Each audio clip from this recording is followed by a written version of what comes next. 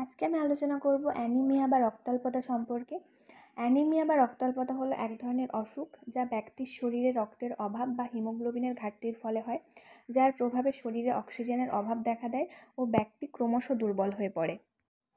এই সমস্যা যে কারোরই দেখা দিতে পারে, মহিলা থেকে শিশু বা দীর্ঘদিন ধরে কোনো অসুখে ভুগতে থাকা ব্যক্তি যে কারোর মধ্যেই দেখা দিতে পারে।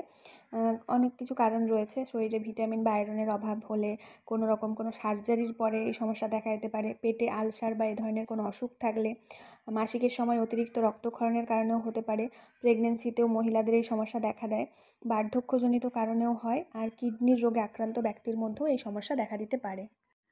অ্যানিমিয়া বা রক্তাল্পতায় ভুগছেন এরকম ব্যক্তি বেশি করে ক্লান্তি অনুভব করে, বুকে ব্যথা হয়, শ্বাস নিতে কষ্ট হয়, হৃদস্পন্দন দ্রুত হয়ে যায়, হাত পা ঠান্ডা হয়ে পড়ে, আর ত্বক বা স্কিন ফ্যাকাশে বর্ণের হয়ে যায়। অ্যানিমিয়া বা রক্তাল্পতায় ভুগতে থাকা ব্যক্তিকে অবশ্যই চিকিৎসকের তত্ত্বাবধানে থাকতে হবে। আর তার সাথে সাথে কিছু খাবার দাবারও আরও দ্রুত সারিয়ে তুলতে সাহায্য করবে বা সুস্থ হতে সাহায্য করবে।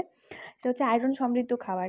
আয়রন সমৃদ্ধ খাবার মাছ, মাংস বা অর্গান মিট, ডিম এই সমস্ততে রয়েছে, এবং সবুজ শাকসবজি, পালং শাক এই ধরনের খাবারেও রয়েছে। এই সময় ভিটামিন বি এর খুব দরকার পড়ে, যেগুলি বিভিন্ন রকম বাদামে রয়েছে। আর ফোলেট দরকার হয়, যা শাকসবজিতে থাকে। আর খেজুরেও প্রচুর পরিমাণে আয়রন রয়েছে। আর প্রেগনেন্সিতে বেদানা খাওয়া যাবে। তো এই সমস্ত খাবার দাবার এবং চিকিৎসা আপনাকে রক্তাল্পতা বা অ্যানিমিয়া থেকে সারিয়ে তুলতে সাহায্য করবে।